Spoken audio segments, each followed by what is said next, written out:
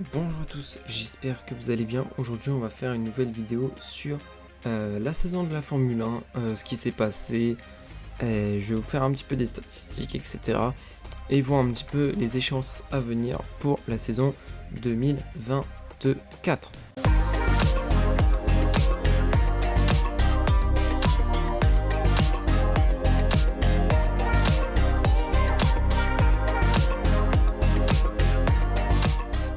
Le classement en partant du dernier constructeur jusqu'au plus haut et voir un petit peu et débriefer un petit peu leur saison. On commence avec As. As, c'est une équipe qui a pas forcément le budget nécessaire pour avoir des victoires, etc. Je trouve qu'il y a trop peu de points qui sont mis par course. Un seul point en Arabie Saoudite, 6 en Australie, un seul à Miami.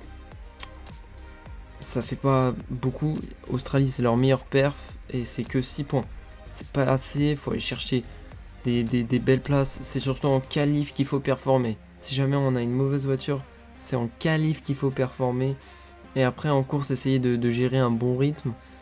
Parce que l'inverse, c'est difficile. C'est très difficile. Donc le duo de As, Kevin Magnussen, lui, termine avant-dernier de cette saison. J'ai pas grand chose à dire sur lui, c'est un pilote assez agressif dans sa conduite, mais honnêtement, il méritait pas plus ni moins, c'était juste mérité. Il y avait aucune amélioration durant la saison, il est resté au plus bas, donc la 19e place, c'est plutôt logique, j'ai envie de vous dire. Nico Hülkenberg. Nico Hülkenberg, lui, on le voit un peu plus. Il est un peu plus en avant. On sait que Nico Hülkenberg, il a un passé avec Renault.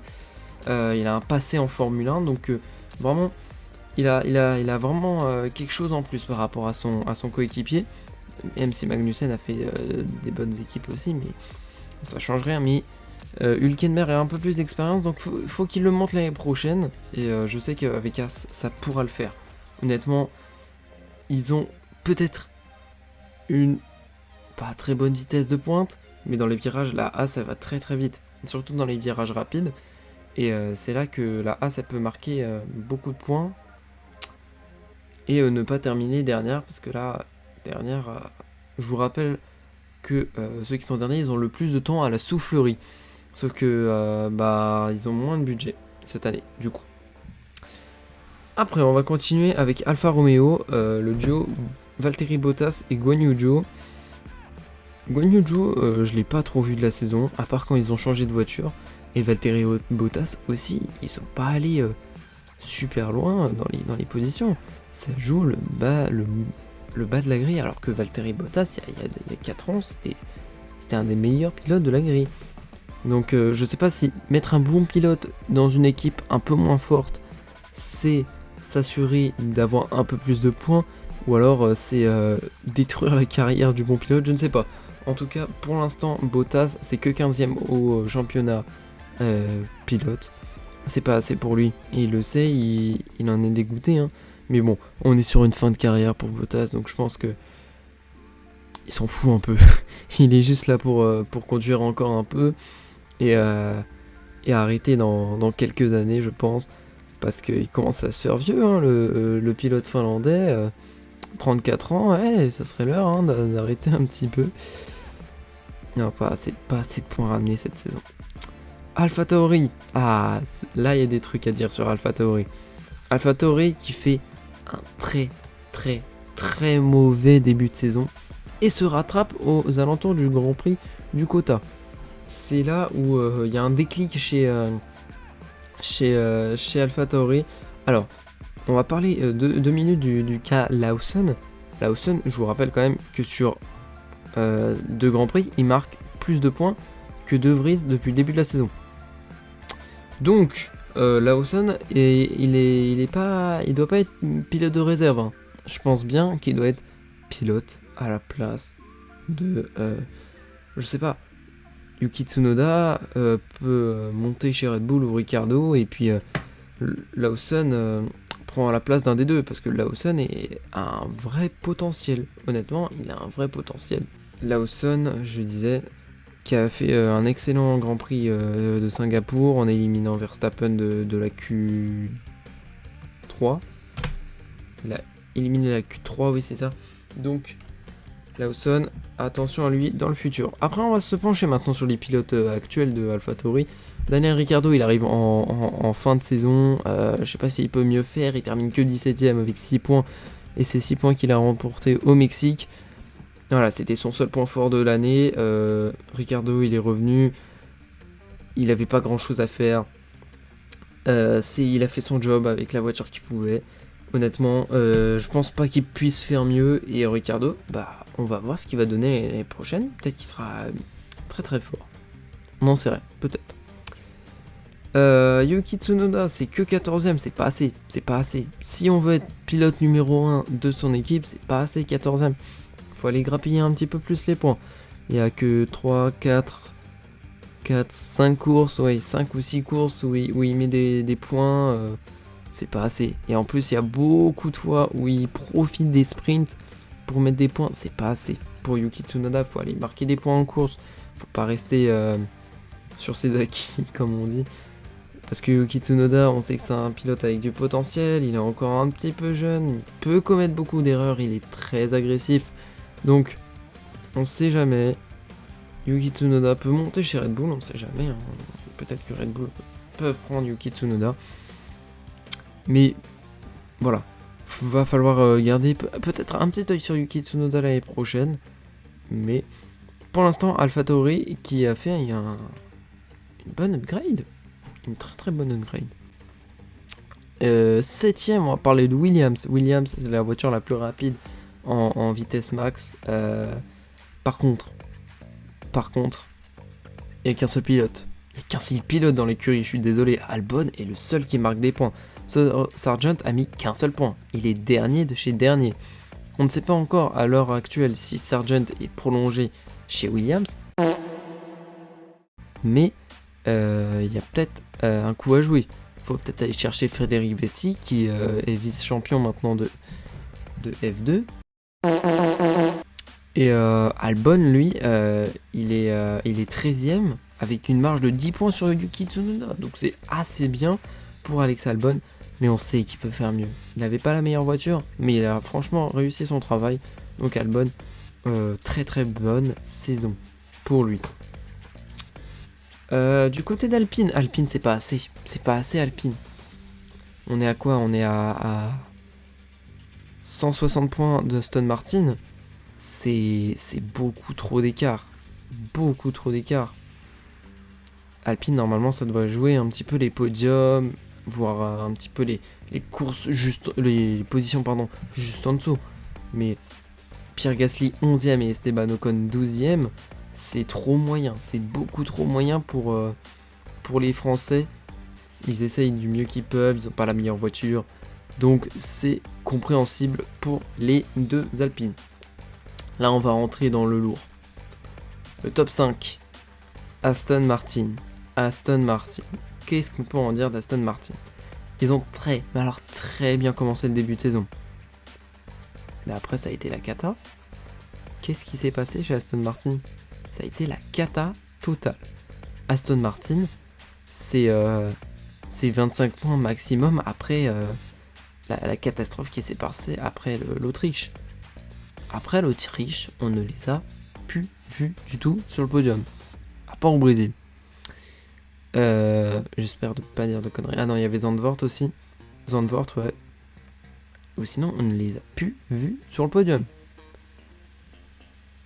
Alors que ça jouait justement le podium en début de saison. Donc, il y a eu un gros down du côté d'Aston Martin qui était deuxième à l'époque. En début de saison. Et c'est totalement redescendu. Et au contraire, McLaren, pendant que Aston Martin était en haut, McLaren ils étaient en bas. Mais ils ont commencé à monter et c'est passé devant. Bon, on va parler plutôt des pilotes Aston Martin. On a déjà Lance Stroll qui lui termine 10ème. J'ai pas grand chose à dire, on sait que Lance Stroll il est là parce qu'il y a papa.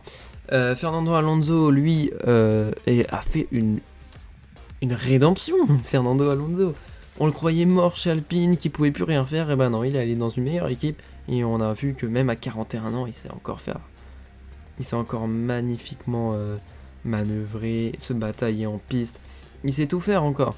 Et c'est ça qui est beau. Fernando Alonso, c'est c'est un peu le Zlatan de la F1. En fait, on croit que le mec est mort dans le sport, mais non, il est pas mort. Et il termine 4ème au championnat pilote, c'est exceptionnel, exceptionnel.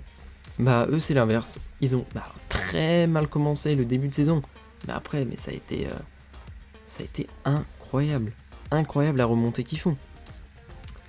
On va parler d'Oscar Piastri. Oscar Piastri, lui, c'est un très très bon rookie, il va falloir le suivre de très très près sur les saisons à venir.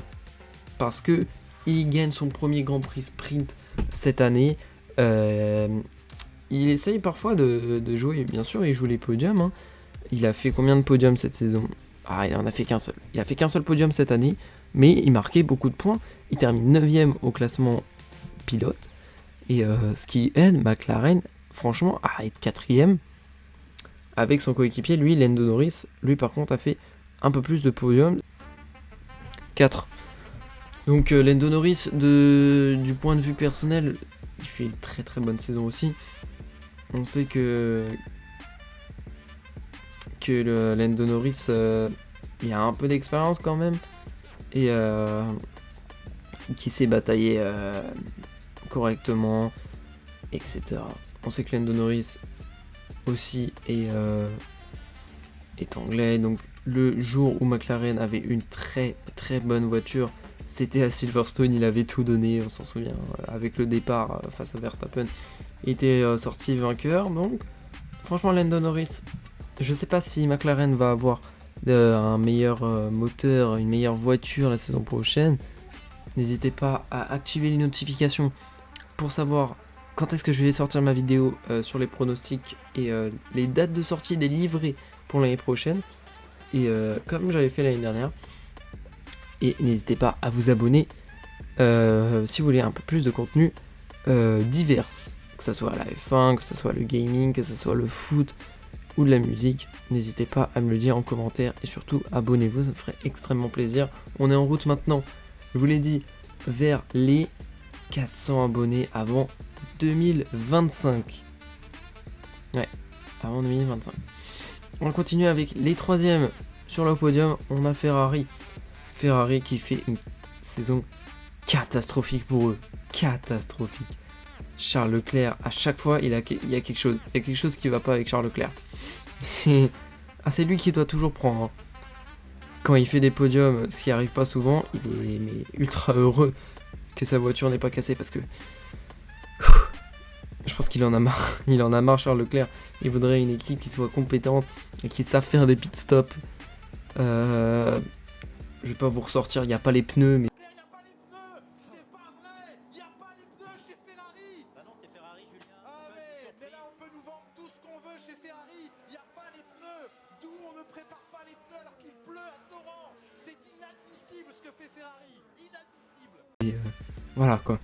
Il y avait des stratégies un peu foireuses chez Ferrari. Il y avait de tout chez Ferrari. Honnêtement... C'est horrible. J'espère vraiment que Ferrari va sortir de cette mauvaise passe. Je suis pas forcément pour Ferrari, mais c'est pas cool pour eux. Et Carlos Sainz, à part sa victoire à Singapour, je retiens rien de lui, quoi. Honnêtement, je retiens rien de Carlos Sainz.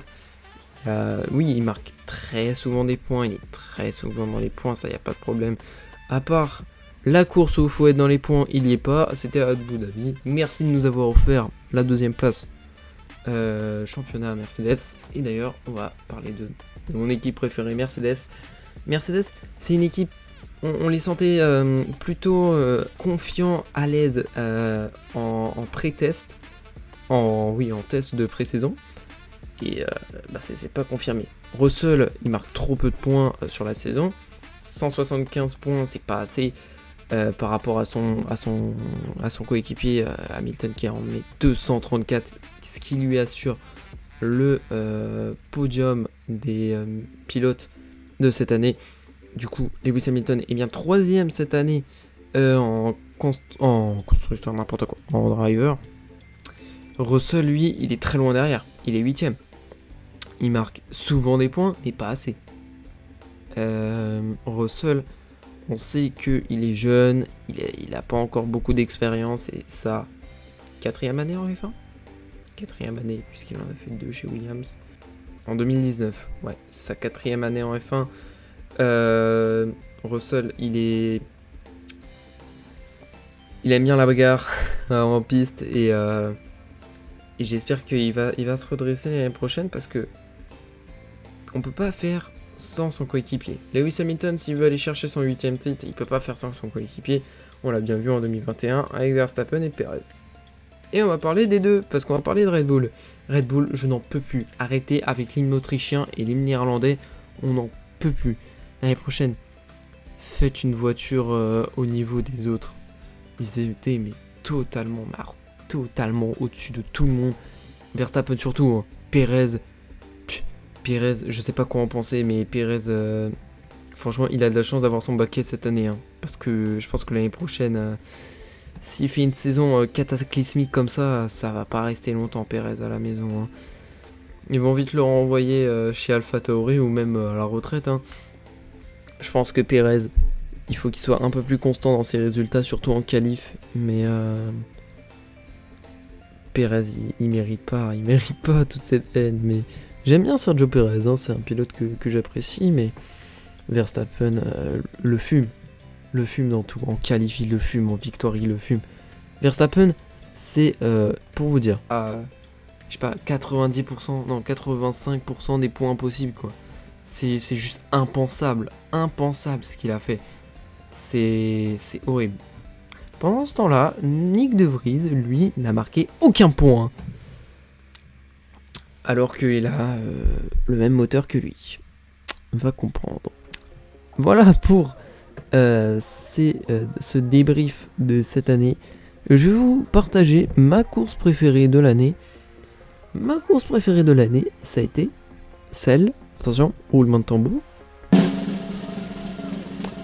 Et ça sera le Grand Prix d'Angleterre. J'ai beaucoup aimé le Grand Prix d'Angleterre. Malgré que, encore une fois, Verstappen a gagné.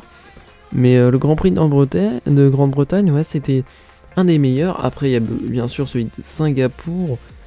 Et Las Vegas aussi était bien. Mais franchement, celui d'Angleterre était franchement très très intéressant à regarder. Donc j'espère que celui de l'année prochaine sera encore meilleur. Et en parlant de l'année prochaine, je vais vous mettre peut-être en description tous les grands prix qu'il y aura, ou alors je vous mettrai une publication d'Insta au montage, je vais voir. En tout cas, je vais juste vous dire que la saison débute le 21 février pour les tests de pré-saison. Merci à tous d'avoir regardé la vidéo, je vous dis à très bientôt tout le monde. Ciao.